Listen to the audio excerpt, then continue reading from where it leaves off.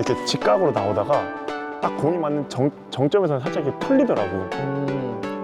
이 가속도 때문에 얘가 엄청 큰 힘을 가지면서 풀리는 것 같아. 동호인분들도 좀 오해, 어쩔 수 없는 게 저기에서 라켓 든다는 말 너무 많이 들었다 보니까 계속 들고 계시는 거예요. 그러니까 그거 자체가 나는 약간 함정 같은 좀 것 같아. 수정을 하셔야 돼. 우리 팀이 서브를 넣고 상대 팀이 백 쪽으로 드라이브를 밀고 들어올 때 높고 멀리 보내는 백수비 언더는 아직까지 컨텐츠가 없었습니다. 이렇게 백클리어를 하면 보통 이 스윙을 생각을 하잖아요. 네. 근데 이런 공들은 백클리어에 가기는 좀 애매하고 백클리어가 아니라 말씀하신 것처럼 자르는 것처럼 이렇게 드라이브 같은 스윙을 맞아. 드라이브로 위로 친다 가깝게. 그렇게 가셔야 되는데. 오케이, 그러면은 일단 기본적인 개념에 대해서는 좀 이렇게 했다면은 이제 유니콕 TV에 달렸던 질문 중에 하나가 네. 그 동호인분들이 보시기에 어쨌든 이렇게 연습을 하시는데 네. 혼자서 좀 어려울 수 있잖아요. 그 중에 어려워하는 것 중에 하나가 너무 비껴 맞는다. 그런 질문이 많았어요. 이렇게 틀면은 어쨌든 직관적으로 보기엔 스윙이 비껴 나오니까 계속 이렇게 비껴 맞으시는 거예요. 그런 분들에게 비껴 맞지 않는 팁을 드리자면 어떻게 할 수 있을까요? 일단 내가 그분을 완벽하게 존중하고 이해하려고 하지만 그런 게 있어. 그러니까 인지 차이가 있거든. 네. 본인이 스윙을 정말 잘 했는가 인데 전문가가 아니고 충분히 그렇게 이제 내가 잘 했는지 아닌지 사실 인지가 안 될 수도 있긴 하잖아. 네. 그래서 그걸 잘 했는가 일단 나는 먼저 물어봐야 한다 생각을 하고 스스로에게 왼쪽으로, 흔히 오른손잡이에서 왼쪽으로 깎여라는, 뭐 내가 표현할 때는 그냥 슬라이스 난다고 하고 슬라이스. 오른쪽으로 칠 때는 그냥 리버스라고 표현하거든. 리버스. 왼쪽으로 깎여 맞는데 큰 세 가지 이유가 있어. 크립이 너무 이스턴으로 갔거나 네. 너무 이스턴으로 갔거나, 두 번째는 스윙이 너무 등 뒤에서 일찍 나오는 경우. 너무 일찍 나온 거. 타점이 생각보다 오른쪽 위에 있을 텐데 등 뒤에서, 어깨 뒤에서 이렇게 쫓아가게 되면 생각보다 슬라이스 많이 나오거든. 이렇게 나오니까. 네. 이런 경우가 있고, 세 번째는 스냅을 잘 했는데 우리가 연습한 대로 스윙 잘하고 위치도 너무 좋은데 스냅 전개가 늦은 경우.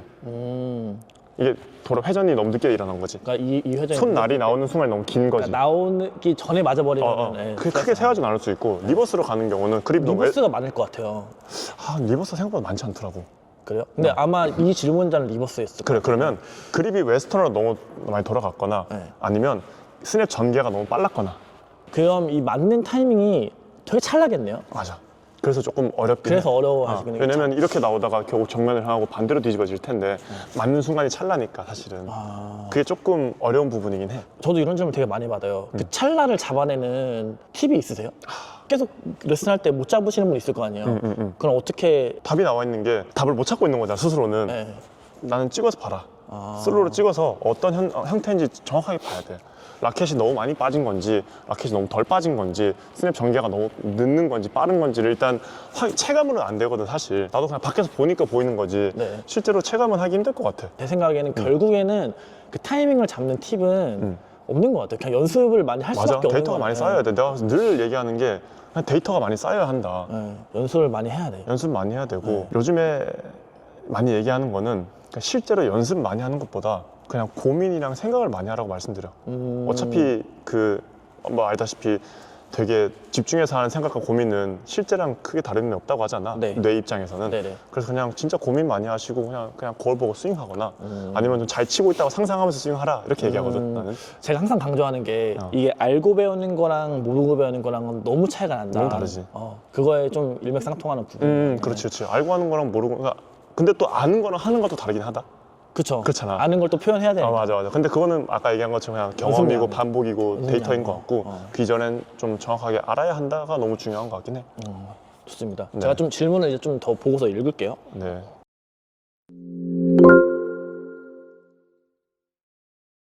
안녕하세요. 영상 잘 보고 있습니다. 저도 학권을 썼었는데요. 최 코치님이 가르치는 회전 스윙으로 클리어도 높고 멀리 힘있게 나가고 드라이브도 힘이 많이 붙어갑니다. 다만 스매싱 때도 힘이 붙지만 밀려 맞거나 플랫하게 드매시처럼 나가는 경우가 있더라고요. 내리 꽂으려면 학권 나옵니다. 스매시 때는 오른팔을 뽑고 회전하는 게 좀 더 빨리 전개돼야 하나요? 궁금합니다. 말씀해 주신 거를 전제했을 때 클리어가 좋아졌다. 이게 잘한다고 가정할게. 네. 잘한다고 하면 아까 얘기한 것처럼 위치랑 시점이야 결국엔. 내가 클리어 칠 때 이렇게 몸을 기대서 이런 식으로 스윙의 가동 범위가 이렇게 나오는 동안 아마 이렇게 맞을 거야. 그러면 꽤 높게 잘 날아간단 말이야. 뭐 이쯤에서 맞으면 드리블 클리어가 되겠지. 근데 결국 스매시가 맞으려면 이 이쯤에서 맞아야 생각보다 아래로 간단 말이야. 물론 네트에 가까울수록 더 공은 앞에 있어도 되겠지. 네. 내가 네트랑 가깝다면. 근데 뭐 표준적으로 한 이쯤에서 친다라 가정하면 아마 타점이 한 이쯤에 있어야 될 거야. 네. 그러면 스냅 전개 시점이 달라져야 되는 거지. 네.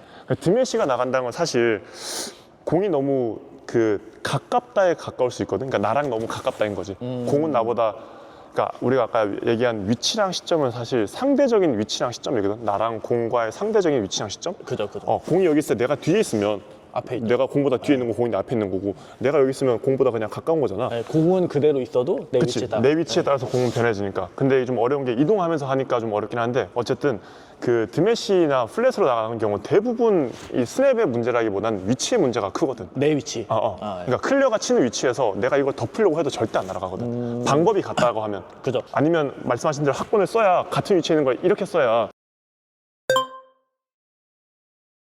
옆에서 보면 어쨌든 내려가는 상태잖아. 네. 클리어가 맞는 상태에서 이렇게 해야 내려가는 거니까 라켓 면이 아마 그렇게 좀 고정을 하신 것 같은데 그럼 타점의 문제네요? 타점의 문제지. 낙하 지점을 잘못 잡은 경우인 거지.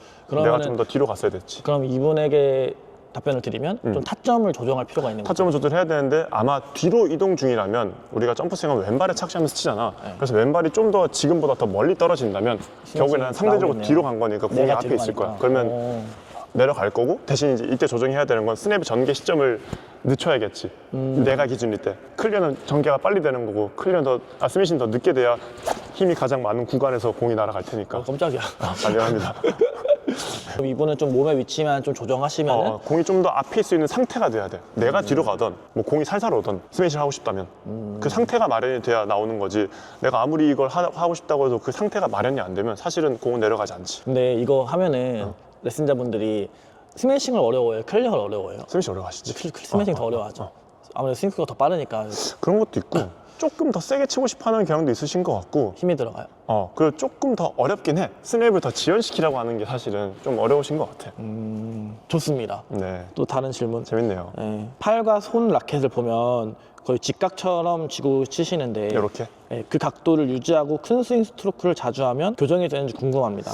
일단 연습을 이렇게 하시는 건 좋은데, 그러니까 사실 내가 이거를 알려드리지 않는 것도 있고 유튜브에서 얘기 안 하는 것도 있는데, 사실 이 손목 각도가 여기에서 딱 직각이긴 한데 왔다 갔다 허용되거든. 네. 그리고 나도 사실 인지는 못하지만 촬영해 보면 이렇게 직각으로 나오다가 딱 공이 맞는 정점에서는 살짝 이렇게 풀리더라고. 이 가속도 때문에 얘가 엄청 큰 힘을 가지면서 풀리는 것 같아. 내 의사랑 상관없이. 네.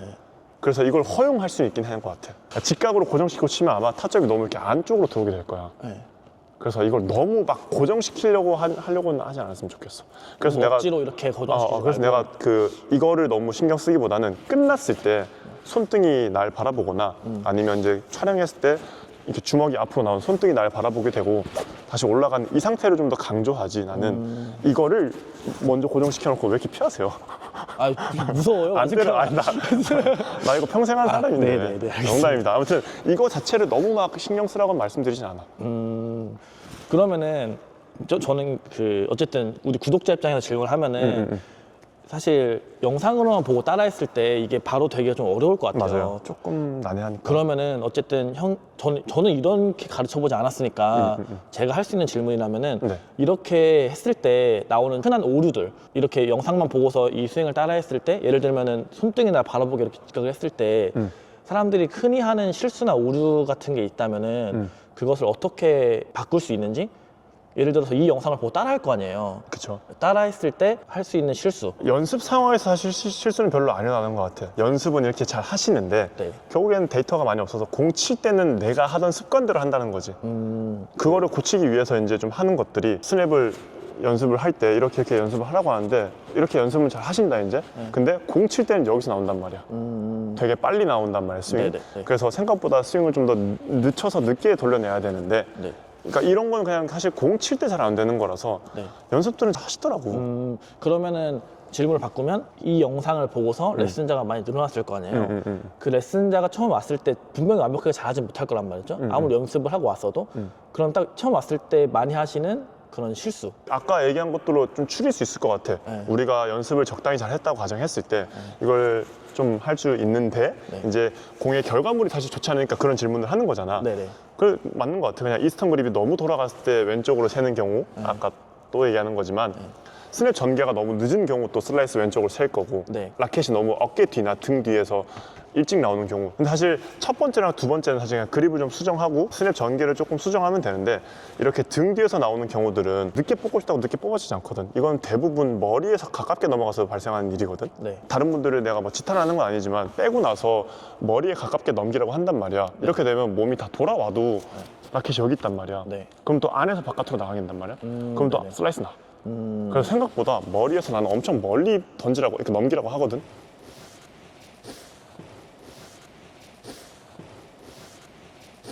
그러면은 어쨌든 결국에 영상 보고서 왔을 때 많이 나오는 실수가 슬라이스가 많이 나오는 슬라이스가 많이 나. 슬라이스. 아. 왜냐면 대부분 좀 어려워하시는 게 처음에 손목 넘기는 것도 되게 어려워하셔요. 이렇게 뒤로 떨구는 거. 그래서 머리에서 멀리 떨군 다음에 몸이 돌아오면 라켓이 그냥 팔꿈치 뒤에 위치해야 되거든.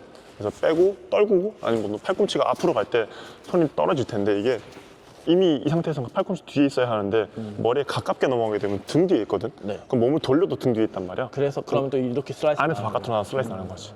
그래서 이렇게 되면 힘의 방향이 이쪽으로 나가게 되면 또 손목이 꺾일 확률이 상대적으로 높아지고 잘 비틀었다고 하더라도 저로 세거든. 공이 맞는 순간에는. 그래서 뭐 이런 게 있습니다. 영상을 보시는 분들은 이 스윙을 연습해서 실제 공 칠 때 슬라이스가 날 수 있을 거예요. 그러면 그 슬라이스를 오늘 설명하신 아까 3가지 방법을 보시면서 좀 수정을 하시면 됩니다. 맞아요. 근데 뭐 나 얘기하고 싶은 게 너무 많은데. 아, 말씀하세요. 아니야. 그러니까 왜냐면 경우의 수가 너무 다양하다 보니까. 경우의 수가 다양하니까 여기 팩토 스타디움으로 와서 잘 부탁드립니다. 댓글로 다 남기세요. 이런 거. 좋아요. 네. 알겠습니다. 네, 그럼 다음 질문을 넘어갈게요. 네.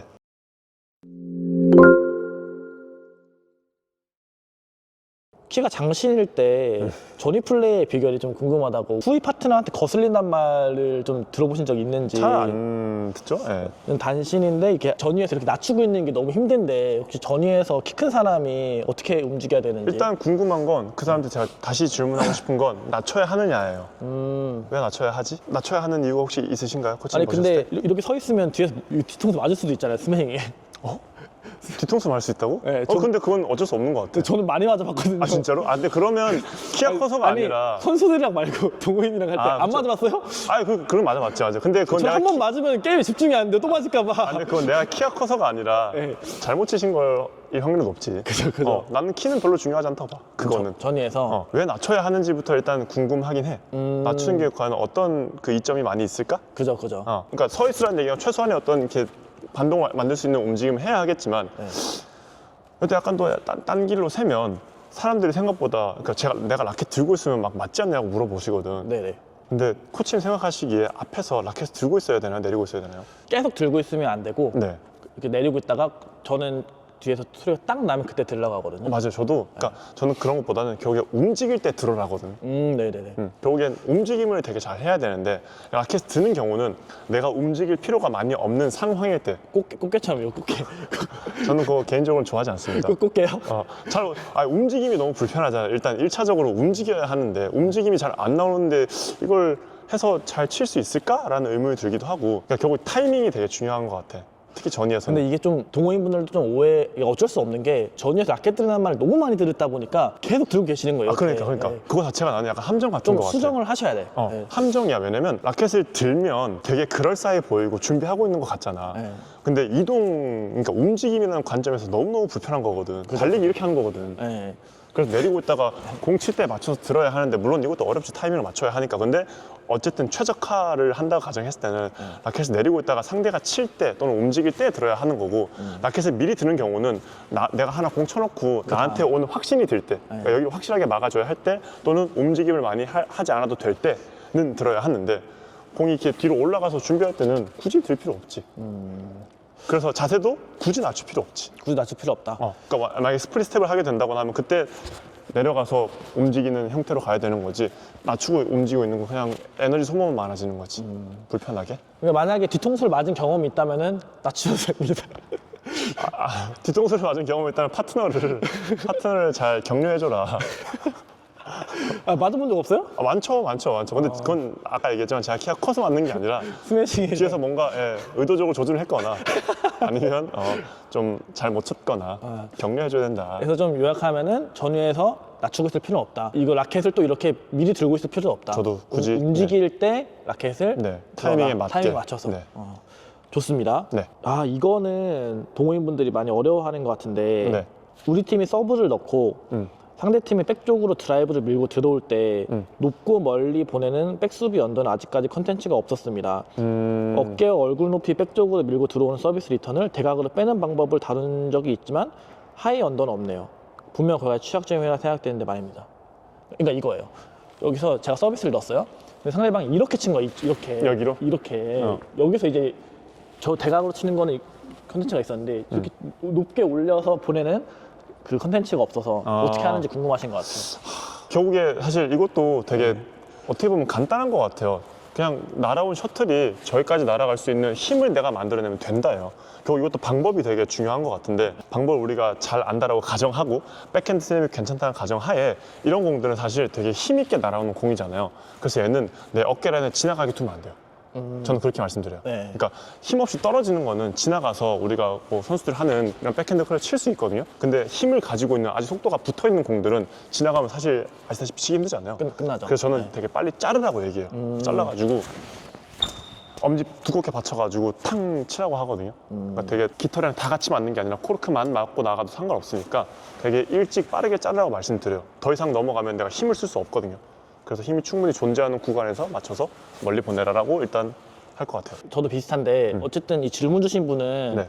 이렇게 백클리어를 하면 보통 이 스윙을 생각을 하잖아요. 네, 네, 근데 이런 공들은 백클리어에 하기에는 좀 애매하고 힘들어요. 백클리어가 네, 안 돼요, 아니라 말씀하신 것처럼 자르는 것처럼 이렇게 드라이브 같은 스윙을 맞아요. 드라이브를 위로 친다에 가깝겠네요. 그렇게 오히려. 그렇게 가셔야 되는데 네. 관점을 좀 바꿔야 된다고 생각이 드네요. 말씀하신 것처럼 내가 스텝이 늦어서 밀렸어. 이거는 선수들도 처리하기 좀 어려워요. 밀리면은. 맞아요. 근데 이거 밀린 게 공이 만약에 천천히 떨어지는 중이야. 내가 너무 멀리서 출발하거나 너무 늦게 출발해서 공이 천천히 떨어지는 중이면 사실 스윙해서 극복할 수 있잖아요. 근데 힘있게 날아가는 건 드라이브성은 그건 어렵습니다. 극복이 잘 안 됩니다. 드롭 말고는 할 게 없어요. 네, 이거는 내 범위가 넘어가지 않게 빨리 처리를 드라이브처럼 딱 해서 넘기는 것이 그 방법밖에 없는 것 같아요. 보내는 맞아요. 거는. 그리고 저는 또 그런 얘기도 많이 해요. 그럴 때는 이제 서브가 괜찮은지도 평가해봐야 된다. 그죠. 아 진짜로. 서브가 잘 안 들어가면 얘네가 잘 치면 난 잘 칠 수 없잖아. 아, 그러면은 서브가 잘 안 되면 뭐라고 하면 되나요? 뭐 별 수 없지 뭐 격려해야지. 그러면 그 뒤에서 맞추면 되나요? 아까 그 스매싱으로? 격려해야지. 근데 이거 아까랑 좀 비슷한 질문인데 네. 어쨌든 형이 키가 크니까 네. 키 크신 분들이 갖고 있는 그런 고충? 고충? 그 신장이 큰 플레이어의 중간 볼이나 전위 운영 등 스트로크가 궁금하다고 하네요. 이분이 질문을 하셨을 때 네. 어쨌든 키가 크니까 전위에서 운영이나 그 스트로크 하는 게 좀 궁금하신 것 같아요. 키가 큰 사람의. 아 전위에선 사실 좀 불편한 것 같고 키 큰 사람이. 낮게 오는 가까우면 내가 조금만 서 있어도 바로 목이나 이렇게 가슴 쪽으로 오니까 좀 불편한 것 같고 장점은 확실히 후위에서 나오는 것 같아. 후위에서 좀 아무래도 똑같은 스매시 때려도 조금 더 각도가 좀 크니까 그냥 농담 삼아 이렇게 얘기해. 좀 키 큰 사람으로서 장단점을 좀 이렇게 물어보시면 나는 그냥 내가 타점이 높을 수 있다. 단점은 바닥이랑 멀다. 그렇다. 그러니까 원래 배드민턴은 어쨌든 항상 상대는 내 코트에 떨어뜨리려고 하잖아. 바닥으로. 그죠. 그게 빠르든 뭐 짧든 느리든. 그래서 나는 거기서 불리함이 있는 거지. 그러면은 키 크신 분들은 좀 후위 쪽에 있는 게 좋은 건가요? 아무래도 뭐 그렇게 하려고 하는 게 낫지 않을까 싶어. 그리고 나는 생각보다 그래서 팔다리가 좀 긴 편이잖아. 그래서 턴 동작이 되게 느리거든. 네. 이렇게 키가 작으신 분들에 비해서. 그래서 난 드라이브 싸움을 잘 안 하려고 하는 편이야. 그래서 드라이브 하다가 파트너랑 좀 합을 맞출 수 있으면 내가 붙이고 내가 뒤로 빠지는 선택을 많이 해. 아, 이것도 팁이 되겠네요. 키 그래서 크신 막 분들은 드라이브 치다가 나는 막 안 싸워. 그냥 빼거나 놓거나. 그래서 그 감이 되게 중요하긴 하겠지. 그 경기 운영을 좀 다르게 해야 돼요. 나는 막 내가 드라이브 막 싸우면 거의 져. 그래서 나는 좀 피하는 편이야. 그래서 수비도 좀 약하니까 언더 같은 거는 난 대각으로 올려서 파트너가 수비를 더 잘한다면 그쪽에다 이제 조금 더 이제 비중을 실어주는 편이고 난 약간 그런 빠른 상황을 피하려고 하는 편이지. 그럼 결국에는 후위 쪽에서 많이 가려고 난 하는 편이야. 근데 동호인분들 그게 가능하다면 하면 되는데 그게 뭐 되면 사실은 뭐 이런 질문 안 했겠지. 근데 뭐 어쨌든 운영이니까 이렇게 운영하시면 될 것 같아요. 저는 그렇게 운영하는 편이에요. 이게 정답인지 모르겠지만 근데 확실히 좀 짧으신 분들이랑 드라이브 싸움 하면 키 크신 분들이 불리할 수밖에 없어요. 난좀 신체 구조. 불리한 것 같아. 그래서 그런 드라이브 싸움은 좀 피하고 좀 길게 치고 최대한 뒤로 빠지려고 경기 나는 운영하시면 약간 되겠네요. 잘 붙이고 빠지고 그냥 그런 편인 것 같아. 좋습니다. 질문은 거의 다 끝이고요. 정리를 하자면은 네. 아니면 우리 융력TV 구독자분 이 영상을 보실 분들에게 좀 이렇게 하면 좋겠다라는 그런 말씀 있으시면은 말씀해 주시면 좋을 것 같아요. 개념이 너무 중요한 것 같아. 이론이랑 개념이 너무 중요한 것 같고 그걸 바탕으로 뭔가 해야 되는 것 같은데 사실 많은 환경에서 그게 잘 안 되잖아. 그러니까 그죠. 그 뭐 지도자의 역량이라기보다는 환경의 문제가 크잖아. 그죠. 대부분 환경이 좀 네, 어려워요. 대부분 짧은 시간에 뭔가 효과를 봐야 되는데 나처럼 막 이렇게 막 장황하게 설명하면 시간 다 가버리잖아. 그래서 좀 그런 것들 많이 누락된 채로 많이 좀 있잖아. 네네.